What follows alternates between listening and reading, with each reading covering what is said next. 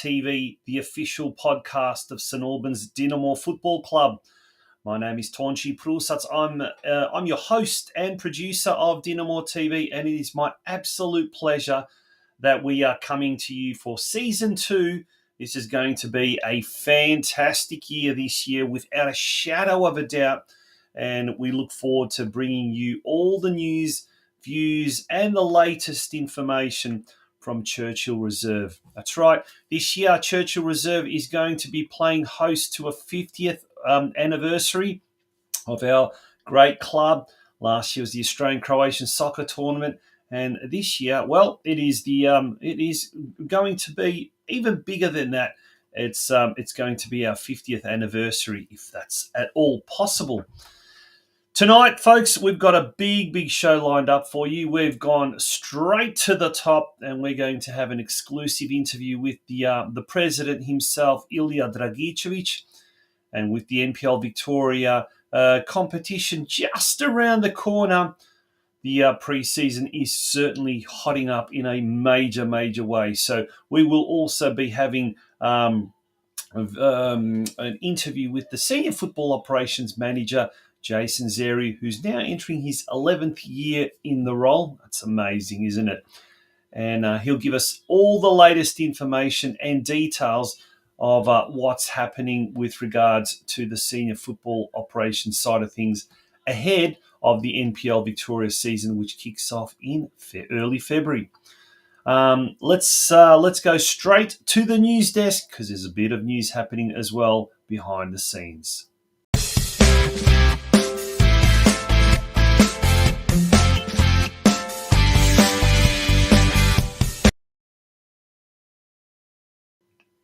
Welcome back to the news desk here at DinamoTV. Well, let's kick off first of all with the membership drive. The membership drive is in top gear at the moment, and you can get your memberships by turning up to the club at the bar. There's three various membership categories: platinum membership, gold membership, and the ordinary membership as well. So do yourself a favor, make sure you sign up as a member. Make sure you sign up your entire family as members, because it's going to be a big year this year. Now, kicking off the off-field activities on the Australia Day long weekend, or kicking off the Australia Day long weekend, is our first social function of the year, the buffet night. It's on Friday, the 24th of January, next Friday, from 7 p.m. Tickets are $35 for adults, kids under 16, $20, and kids under 10, a bargain, just $15. You will need to message Anna on 0401 5005 100 to book, because bookings are essential. What's on the menu, you ask? Well, there it is on the screen. Lamb, chicken schnitzel, salt and pepper, squid, garlic, prawn, sarma, scallop potatoes, desserts, and there will be also live music from Grupa Accord. This weekend, if you're not doing anything, go down the highway, down the Princess Highway to Geelong, to Alco Park, where the this year's I&D pre-season club championship will be staged. Over 2 days, North Geelong Warriors will be running this event on the Saturday and on the Sunday. All of our Dinamo teams will be in action, all junior boys NPL teams, as well as our under-19s, under-23s, and of course our senior team. So games will be kicking off at 2 p.m.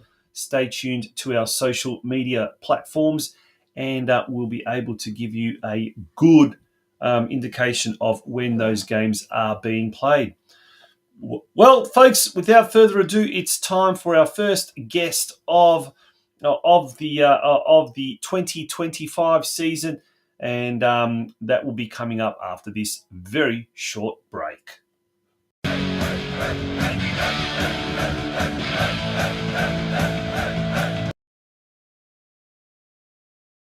Well, it's a pleasure and an honour to kickstart Season 2 of DinamoTV and Season 2025 with the man himself. We've gone to the very top, the president, ILIJA DRAGICEVIC. ILIJA, welcome to DinamoTV and welcome to Season 2025. Thanks, Tonchi, and welcome back also to yourself.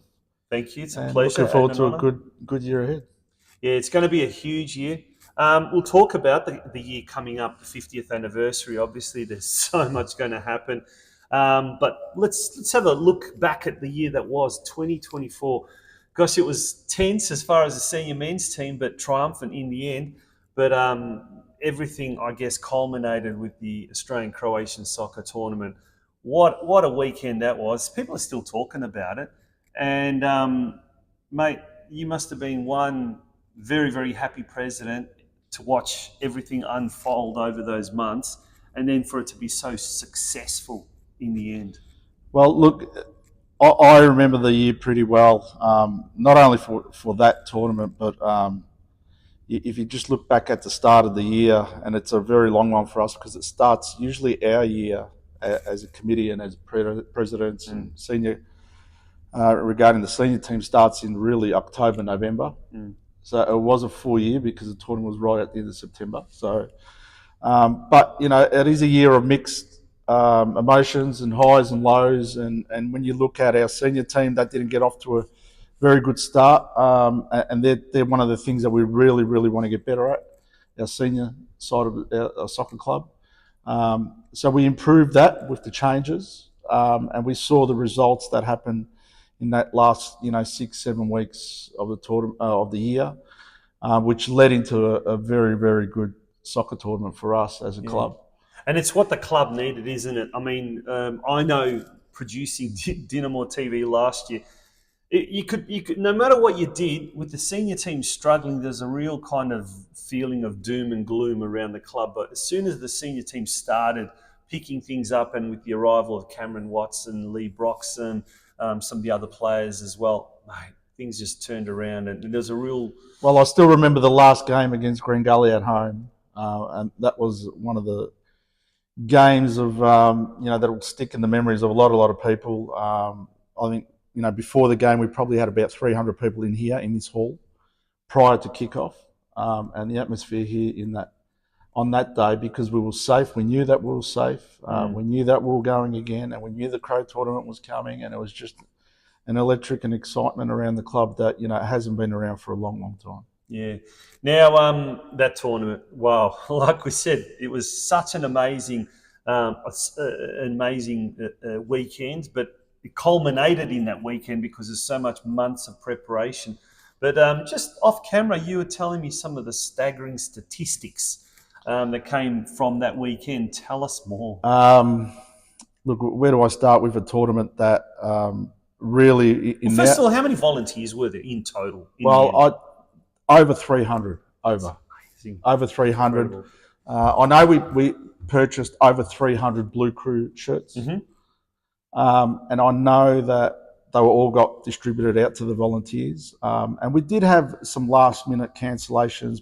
Things came up in life and people couldn't help. But genuinely that list grew to, maybe 320, 330. And because of those people, because of those volunteers, that's what made the tournament. That's what made the tournament so successful. And I'm so proud and happy to be a part of a club that's got so many volunteers that are willing to contribute their time and willing to be part of the club. And yet volunteers come from all parts of the community, the Croatian community, the wider Croatian community here, not just in the western suburbs, but all over Victoria. And I think for me, coming into the club and seeing the way things operated, for me it was that community feel about the club, about Dinamo, and the Dinamo family just growing and embracing so many different Croatian community organisations and people from other clubs and organisations. I think it's really important to acknowledge every other club, not only not our local clubs with the Knights and North Geelong, Strathmore's, even the amateurs. The amateurs were such a big part of this, and the guys from Dandenong who travelled up and gave their time, they all contributed and made that tournament one to remember for a very long time. And the suppliers, when you talk about Slavonia Butchers, which is a big part of our club, the effort that they put in. We cooked over 3 tons of food. 3 tons. Yeah. admittedly, set out to cook 2 ton of food, and quickly Friday morning almost ordered another over 800 kilos of food to get us through, because we realised that Thursday was that big, and that wasn't anticipated to be as big as it was, which meant on Friday morning we were already cooking Saturday's food. Oh, wow. And that was alarm bells for us, because it was a public holiday. Yeah. But, suppliers like Slavonia, Bazoom, Yes. the guys were absolutely amazing to replenish all that food and drink that was being consumed on the Thursday, on the Friday. And then our volunteers, they sort of stepped it up too.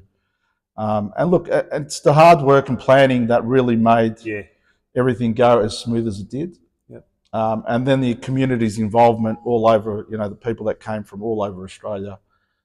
Look, we can't be prouder of the tournament that we put on. And I think that everyone acknowledges just how good it was, and we're really proud of that. And I guess it showed certainly on that weekend, Croatian clubs coming from all walks of life. And the most amazing thing for me is the non-Croatians that come here and that have been involved with the club here. They just feel part of the family. I mean, and they're amazed at what our community has. Yeah. It's something that, it's grown, the tournament's grown. It's a credit to all those clubs all over Australia that have made it an important, part of their club. So it's really important to understand that we already, know that it's going to Gold Coast next year. We already know that we have a minimum of 2 teams going to Gold Coast. We already know that we need to, pay for that accommodation, get our teams ready for that. And it's only January. Yeah. But that is a priority at our club. And I think at a lot of other clubs, it is a priority also. Yeah.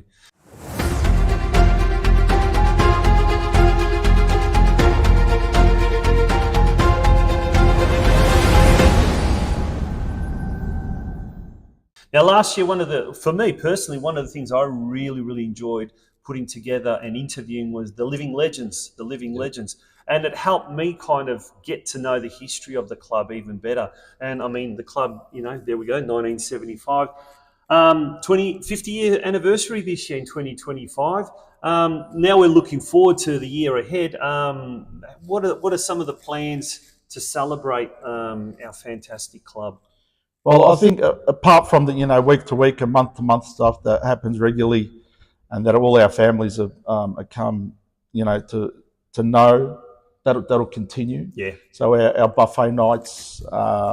Let's talk about that, because that's coming up. So we've got one next Friday is our first one for the year, and it also gives people to come in and sign up memberships for 25. So look, the numbers are already good. They're people get on the phone, they book their tables of 8, of 10, of 15, and the next thing you know, we've got 200 odd people in here, and the buffet's a success. So we can fit a lot more in. Yeah, well, look, and then being a 50th year, we've got a gala on in the middle of the year, which for the first time this year, we will be partnering up with Dinamo Zagreb. They'll be coming down, and they will be here during that period. So there will be a camp on for the kids, and then they will join us for the gala. Yeah, and that promises to be a huge event in July, I believe. Yes, it is. Yep. And on that same weekend, the big Croatian derby against Melbourne Knights as well. So certainly something to look forward to. If you can't wait until the Croatian soccer tournament, Gold Coast. As soon as that was announced, that there's a lot of people certainly will be enjoying that. It's always something special about that, going up to the Gold Coast. But overall, mate, how you've learned from a very busy year last year. You had a great team, but I guess with all due respect, a good president is as good as the people around him, of course. Have you had any people come and join the committee after the soccer tournament? Yes, we have. We have, which is a really good point. I think that tournament did bring people together. Yeah. People that normally probably wouldn't sit and have a drink together, people that normally wouldn't have a meal together, have formed new friendships and have formed, to be part of the club now. So we do have additional people in our junior structure. We do have a couple of additions in our senior structure. And look, and that's all, helping us grow. and with that come new ideas. New people come in, Yes. and they think about how they can have a impact on this club, and we listen to that, and we listen to what people want to have at their club, and then we give it a go. Yeah. Getting back to the tournament, because I just can't stop raving enough about the tournament. But one of the things that the tournament left us, apart from that legacy of a lot of people getting back involved with the club or having, catching up with people that haven't for a long, long time, was the infrastructure improvements around the ground. That electronic scoreboard, I think, was a massive hit at the tournament. Look, but Tonchi, also the pavilion. And since then, we've also got the pitch one as well, the refurbishment. Yeah. So look, to put a value on what happened 3 weeks out before the tournament at this club, and I'll describe it to you quickly. It was 3 weeks of 30 to 40 guys here, 6 days a week. Our sponsors, I&D, Ivan and Kathy Filipovic, their generosity and support, with all those volunteers that were here working, with the other sponsors. Evolution was amazing in doing all the electrical stuff, Image Works, the scoreboard, and all the work that came with that, and everyone pulling together. Look, I'd say we're somewhere between $200,000 and $300,000 up. Wow. From what happened in that 3 week period, which actually helped so much for the tournament. We painted bricks here, we painted roofs here, we painted grass and concrete, and we turned this place upside down to present it to the community that was coming. Yeah, and you did a damn good job, that's for sure. What's your hopes for 2025 for the club? First and foremost, I'd love to say that our senior team is going to be in a better way this year. We've recruited well, we believe. We've recruited younger, quicker, stronger, and I think smarter. And we've probably dropped the average age in our team, which I think is a good thing. It is a young man's sport, and I think the guys that we have now have all hit those 40, 50 games, and I think they're all ambitious, to succeed and have a good year. Excellent. Well, it certainly is going to be an exciting year. And this weekend, we talk about the community coming together down in Geelong, the I&D Challenge Cup. And once again, we talk about I&D. Kathy and Ivan Filipovic, they've done so much for the Croatian community clubs, but that's another opportunity for the community to come together.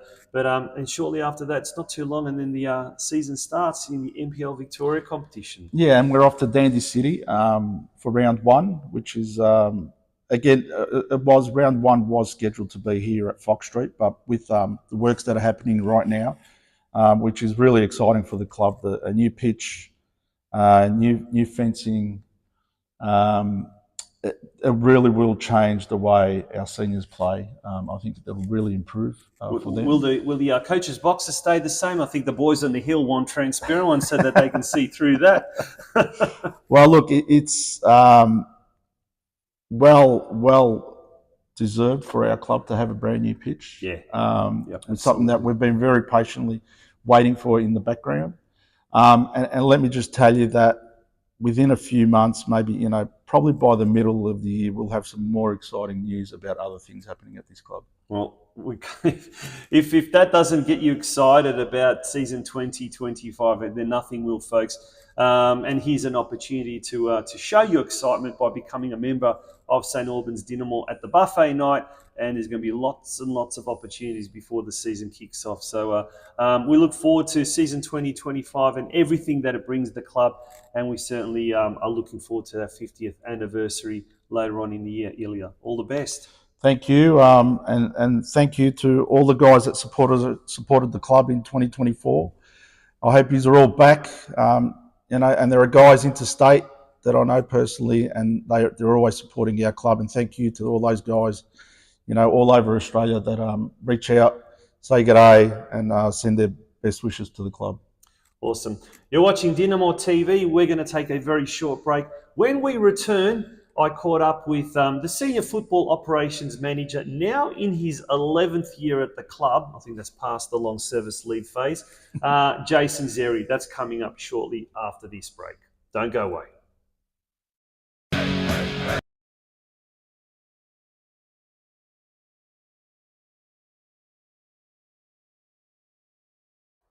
Well, it's season 2 of DinamoTV, and a man who's very, very well known to season 1 of DinamoTV, the senior football operations manager Jason XERRI. Jason, welcome to 2025. What a season it's going to be.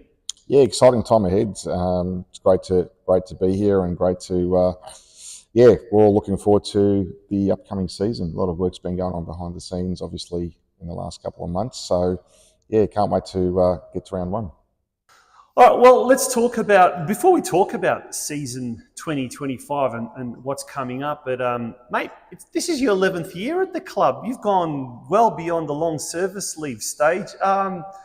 What's it like just as the season approaches? Does it get easier? Does it get harder as you get, more and more into these pre-seasons? Do they get more and more intense as the years go by?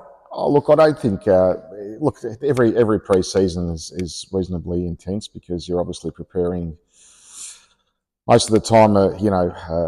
Whether it be a set of new players or new coaching staff and what have you. So, every pre-season is quite unique. I mean, obviously the fundamentals are the same, and the preparation and the goal in regards to getting the players ready for the start of the season is always the same.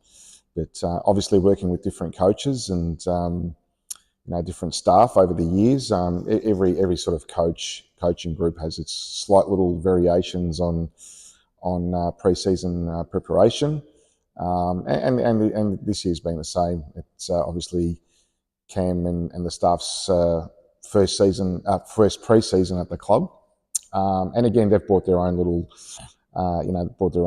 taste to it all, and quite intense and quite detailed, which has been fantastic. And I think they've done a great job so far in preparing the team for round 1. Yeah, well, I guess with what he achieved and the players achieved towards the tail end of last season, when we looked dead and buried, and then all of a sudden it was like the phoenix rising from the ashes. We managed to string together a whole series of wins, and we looked really good. I guess that now kind of leads into this season, and maybe the expectation from the punters, especially the boys on the hill, might rise, but I guess rightly so. Cam's now got a full pre-season. He's bought some of the players that he wants. There must be, in the dressing room at least, there must be a real air of excitement, a real anticipation. Yeah, look, absolutely. And I think, obviously, again, touching slightly on the tail end of last year, obviously finished off quite strongly.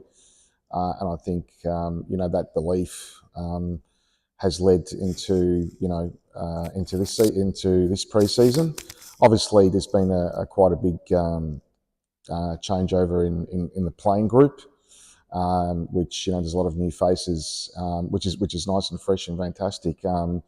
But look, the expectations and the standards, when Cam and Billy came in halfway through last year, the one thing they did immediately, they put their own obviously spin on things, and their expectations were at a certain level, and that's carried right through, and it's been evident in pre-season. And obviously it's been quite enjoyable, watching the pre-season with them, because again, the attention to detail has been, immaculate right from the start. And, look, I think we're quite fortunate at the club to have, the likes of, Cameron Watson, Billy Selesky, Tommy Pondoliak, and even our goalkeeper coach, Tony Bellica, who have all got, A-League and international experience. And then obviously what our other staff as well in Stefan and Johnny in the medical side of things. So, really when you look at that picture there, you got guys who've played a really high standard, and then obviously bringing that experience to this playing group. Speaking of some of those names, Tony Bellica, who's had goalkeeping experience coaching at Melbourne Knights, and obviously, as you said, Tommy Pondoliak, we all know Tommy, who was a senior women's coach, but he's had extensive experience in the A-League, of course, with Victory. And now he's coming on board as well. That team, that's a really, really cohesive team, and a really well-functioning team. And has it sort of shown in the level of, or the caliber of on-field effort as far as the squad is concerned? So has it pushed them a little bit harder? Yeah, look, I think the one thing that's been quite evident, again, this pre-season, I mean, again, we've experienced it a little bit last year when these guys came on board, but I think just looking at it as a whole now from a pre-season point of view as well, again, as I just mentioned earlier, their attention to detail, but their expectations are high. And it's obviously made everyone step up a gear, both on and off the field. And that's there's our standards have lifted. Yeah. Because they've done that, and the players are only going to be guided by what the coaching group's doing, and as I said, so far, it's quite evident in what they're doing. Yeah, look, the pre-season obviously started, I guess, with the Australian-Croatian soccer tournament last year. The boys had a bit of a break, then they came back for that, and then obviously there was a bit more of a break. Take us through how the pre-season unfolded after the tournament. Yeah, look, once the Crow tourney finished, obviously the Crow tourney was quite well after the season finished. And that gave the coaching group again an opportunity maybe to perhaps look at some of these younger guys as well, which they did. And then obviously we had a break and started all over again. But in that period, there was a lot of work done with trying to recruit new players, obviously working out who we're going to let go and so forth. And so as mentioned in probably previous episodes, there's a lot of work that goes on behind the scenes, even when there's nothing happening on the park. So there was a lot of work done in regards to securing players, and then obviously, come first week of November or second week of November, we had hit the ground running, and it was great to see that, usually pre-season, you might get kind of 60% of the squad or 70% of the squad, then there's a couple of lagging behind, but not this year. Like everyone, come first session, almost everybody was there, apart from a couple of guys that were signed late. But, you suddenly had, 95% of your squad there from the start. Yeah. Now, the main pitch has become a construction zone, and there was some footage of that on our Facebook page just last week, and it's still very dusty out there, and it certainly looks like there's still a fair bit of work involved. How has that impacted on the first team squad? Has the squad been able to train on pitches 2 and 3, which, by the way, are looking absolutely incredible, or have they had to go off-site somewhere? No, look, it's been a little bit of a combination. We did, I think, 2 or 3 sessions and played a couple of practice matches, or one practice match at Melton Phoenix's ground, and they've been kind enough to sort of assist us there. We've played a couple of practice matches away, and we've got our first one here tomorrow on Wednesday against Avondale at home. But look, apart from that, all the training sessions, most of them have been done on pitch 3, which has been great. Yeah. And how exciting it is to look at the works going on pitch 1. I think we've all been praying for this for the last probably 10, 15 years about getting a new pitch, and we finally are. And it's, quite exciting for the club to be able to obviously have a top quality pitch for the start of the season, or coming into the season. Yeah, and what are the plans? When will the first home game be? We play Dandy City away round 1. I believe it's on a Sunday, and then we play most of our, I think, first 6 rounds away.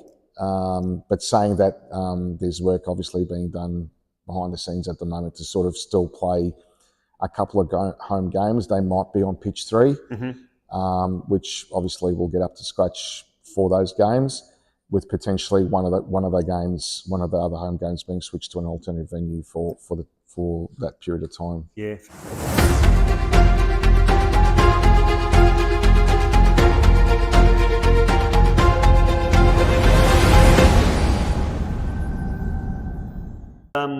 Of the new recruits, who has really caught your eye? Who have been some of the players that we can probably expect quite a fair bit in season 2025? Yeah, look, there's been obviously a fair few new players, and I think, look, they all obviously bring their own special touches to the team. And I think Cam's been quite vigilant in regards to the recruitment process and who he's brought on board. One of the things that we always look at is character and so forth. And mate, I've never seen a change room with so many new players sort of gel so quickly, which is really, really pleasing. And that's a testament to Cam and Billy and the coaching staff for getting these guys on board. But look, the other thing is they get the job done. I guess they fight, again, seeing sort of some changes where the players are quite receptive to instructions a lot quicker, which has been fantastic. But look, if you ask me who stands out of the group, look, they're all good in their own way. We've got Michael Peters that's come on board. He's obviously a proven goal scorer. Unfortunately, he was at Port Melbourne and we picked him up from Green Gully. He finished the tail end at Green Gully, but again, he's a quality player going through a bit of an injury program rehabilitation at the moment. But again, his class. Mikael Platt, the striker, he arrived from the UK about 2 weeks ago now. And again, you can see straight away that he's a different class. So they're just a couple to mention. Fletcher McFarlane from Hume, again, great leader, playing in that midfield role. Again, adds that little bit of extra. And then, obviously there's others as well. They're just a couple that I've mentioned out of the whole group. But look, everyone that we've brought on board have been, have really shown what they can do, obviously in pre-season. And obviously the other thing is too, which is fantastic, again, pleased to talk about some of the youth players coming through from our under-23s again, with a couple of more of them getting, pushed up to senior ranks officially for this season. And Jace, that probably would have been one of your highlights. I know, speaking to Tuna and to Berkey, the coaches and assistant coaches respectively of the 23s last year, for them, one of their season's highlights was seeing so many of the younger guys coming up through the ranks and becoming fully fledged senior players. For you, that must have also been quite an achievement, seeing those younger players mould or integrate into the senior team lineup. Yeah, look, absolutely. It's again, I've mentioned it many times on this show that, it's part of the club's DNA. We look at some of these photos behind me and some of the players that have played here, not only played here, but also played juniors here. And that's part of what we do. And I think we do well. And again, there's two new inductees this year from the 23s, but I won't announce who they are. I'll let that be done on Facebook, because let that be something to whet everyone's appetite. Yeah. But look, the squad's coming along nicely. We've got roughly 3.5 weeks out of the season starting, and we're pretty much there with the squad. And finally, mate, your own portfolio seems to have expanded now with the introduction of the under-19s team. Does that fall directly under your kind of your responsibilities as well? And is that now fully fledged part of the senior team setup? Yeah, look, it is. Yeah, so the seniors, the under-23s and 19s come under, I guess my role in the club and football ops. But the 19s are also have a very close affiliation with the NPL juniors as well, because again, that's part of integrating perhaps some of the under-17s up to under-19s this year. Look, it's an added task. But look, we've got Berkey and Danny looking after the under-19s, and mate, they're great to work with, and obviously 20 under-23s. So again, we were talking about the coaching staff before, but it's just a great group overall, and we all work so closely together, and hopefully that'll lead to some good things this season. Well, whilst on the subject of the junior coaches, Ian Burke, who's the newly appointed coach of the under-19s, and also I guess we need to mention Jason Trefiro as well, the junior technical director. Here's a scoop, folks. They are going to be subjects of our interviews, our feature interviews in next week's show. But But until then, we've got the IND Cup happening this week, or the IND Challenge Cup in Geelong. All the teams will be in action, so there's another opportunity to see the boys in action. But Jason, all the very best for season 2025, and on a personal note, season 11 at the club. Wishing you all the very best, and may 2025 be a lot less tense than what 2024 was. Yeah, well, I say this every year. My hair gets greyer every year. So, but no, look, it's thanks again having me on today, and we'll look forward to a successful 2025. Folks, we're going to be back very, very shortly, and we will wind up the season return episode of DinamoTV. Don't go away.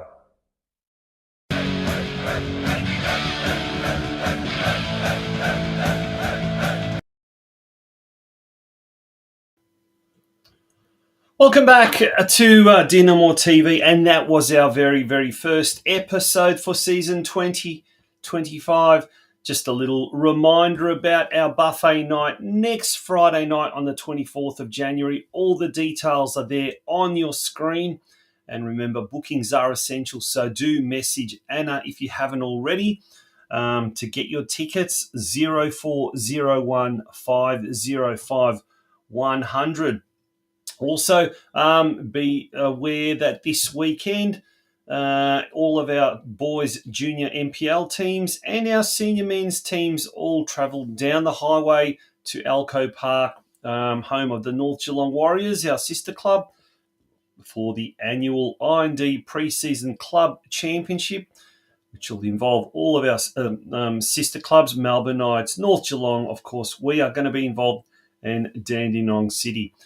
Next week, folks, we will be back at our regular time of Wednesday night, 8 p.m. Today, we've come out on Thursday because of last night's practice game, and all of those videos and interviews were pre-recorded prior to last night. My name is Tonchi Prusats, and it has been an absolute pleasure to be in the host's chair. Until next week, really looking forward to catching up with you all. Bye-bye.